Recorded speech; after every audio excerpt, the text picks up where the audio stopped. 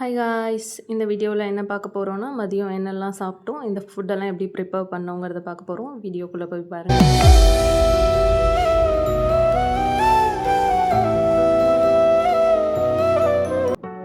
1 பாட் ரசம் rice செய்ய 1 tumbler அரிசி எடுத்துக்கோங்க. 1 டம்ளர் அரிசிக்கு 1/4 டம்ளர்லேருந்து 1/2 டம்ளர் வரையும் துவரம்பருப்பு எடுத்துக்கலாம். நான் இன்னைக்கு 1/4 டம்ளர் எடுத்துருக்கேன். ஒரு 2 டைம் நல்லா வாஷ் பண்ணி எடுத்துக்கோங்க. 30 மினிட்ஸ் சோக் பண்ணி வச்சுருங்க. அண்ட் தென் ஒரு மிக்ஸி எடுத்துக்கோங்க. அந்த மிக்ஸி ஜாரில் 1 ஸ்பூன் மிளகு, 1 ஸ்பூன் ஜீரகம், 2 ரெட் சில்லி, 5 to 6 பூண்டு பல் போட்டுக்கோங்க. அதை கிரைண்ட் பண்ணி தனியாக வச்சுட்டு ஒரு டொமேட்டோ எடுத்துக்கோங்க. குட்டி குட்டியாக ரொம்ப எந்த அளவு குட்டி குட்டியாக சாப் பண்ண முடியுமோ சாப் பண்ணிக்கோங்க. புளி தண்ணி எடுத்துக்கோங்க தேவையான அளவு.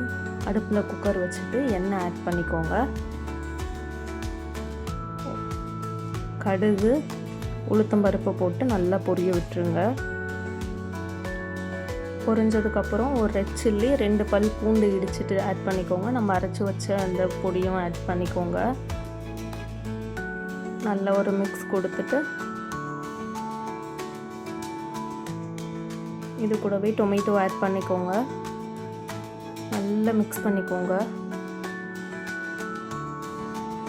தக்காளி கொஞ்சம் வதங்கி வந்ததும், லைட்டாக ரொம்பவும் வதங்க வேணாம், ஓரளவுக்கு வதங்கி வந்ததும் மஞ்சத்தூள் கொஞ்சம், ரசப்பொடி வீட்டில் அரைச்சதை நான் வச்சுருக்கேன்,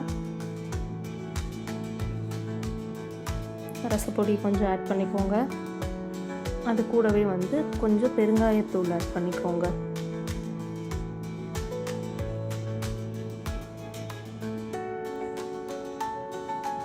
நல்லா வதக்கி விட்டுட்டு நான் 1 டம்ளர் அரிசி 1/4 டம்ளர் துவரம்பருப்பு எடுத்திருக்கேன். அதுக்காக நான் என்ன பண்ணிக்கிறேன்னா 3.5 to 4 டம்ளர் அளவுக்கு தண்ணி ஊற்றிக்கிறேன். அதுலேயே கொஞ்சம் கருவேப்பிலை போட்டுக்கோங்க. தேவையான அளவுக்கு உப்பு போட்டு நல்லா கொதித்ததும் நம்ம அரிசியும் துவரம்பருப்பும் ஊற வச்சுருக்கோம்ல அதுவும் போட்டுருங்க.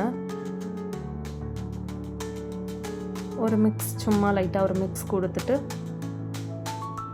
உப்பு புளிப்பெல்லாம் கரெக்டாக இருக்கான்னு பார்த்துட்டு குக்கரை க்ளோஸ் பண்ணிவிடுங்க. க்ளோஸ் பண்ணி வச்சதுக்கப்புறம் ஒரு 5 to 6 விசில் வரையும் அப்படியே விட்டுருங்க. நல்ல விசில் ஃபுல்லாக அடங்கினதுக்கப்புறம் ஓப்பன் பண்ணிங்கன்னா நம்மளோட 1 பாட் ரசம் ரைஸ் ரெடி.